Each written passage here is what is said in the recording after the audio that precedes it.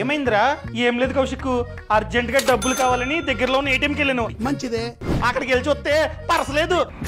Purse ఇంట్లో మర్చిపోయాను. ఇదిగో ఈ పర్సులో ఉందా కార్డ. సర్లే వెళ్తాను ఇంకోసారి. ఆ మాత్రం దానికి ఇంటికి రావాలా? మరి ఎటువంటి కార్డు అవసరం లేకుండానే నీ ఫోన్ ని యూజ్ చేసుకుని ఏటీఎం నుండి డబ్బుని విత్డ్రా చేసుకోవచ్చురా.